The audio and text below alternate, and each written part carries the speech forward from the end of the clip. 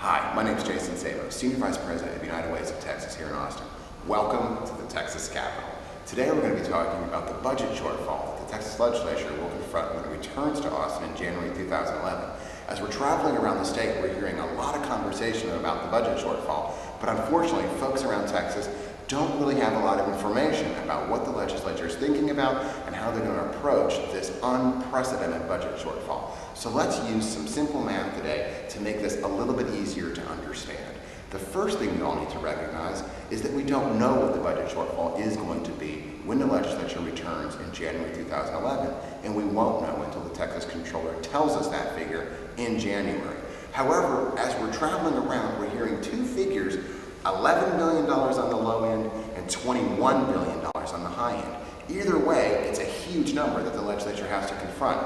We're hearing the figure of $18 billion bantered around this building a lot and in the media, so for the sake of today's conversation, we're going to start with that $18 billion figure. Now, each one of these blocks in front of me represents $1 billion. That's a lot of money for a little block. So what we're going to do is use these blocks to demonstrate how the state can buy down its shortfall. First, one of the things the legislature is talking about doing is dipping into its savings account, its rainy day fund.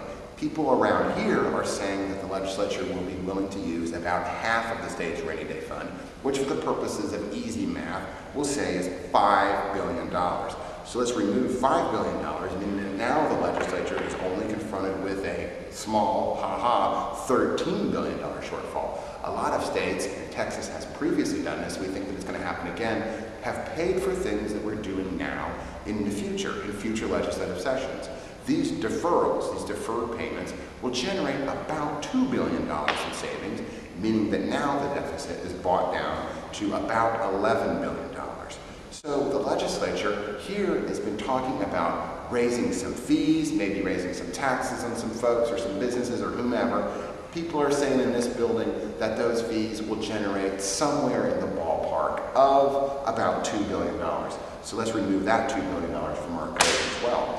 We're also hearing a lot of talk in this building about cuts. In fact, we've already seen some significant cuts to critical services, to children, to the disabled, to families, and to seniors. And we know that those cuts are only the beginning. In fact, the cuts that we saw previous to the beginning of the legislative session in the current fiscal year generated less than $2 billion, but let's use that $2 billion figure for conversation.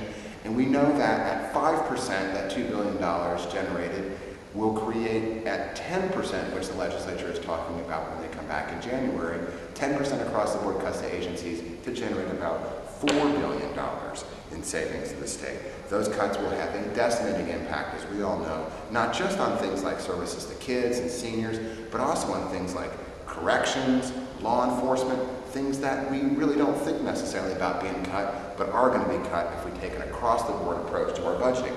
Now, when you look at these final 5 blocks, this final $5 billion, that's going to be the legislative session.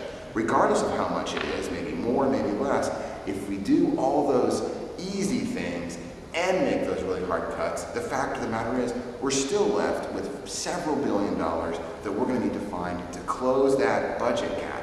That's going to be the conversation next session. How do we find that $5 billion? Do we keep cutting or do we look elsewhere? If you have opinions, if you have concerns, if you have ideas about how the legislature can close this budget shortfall, please make sure your elected officials are aware of what you think and what you believe about how the legislature should tackle this truly unprecedented challenge.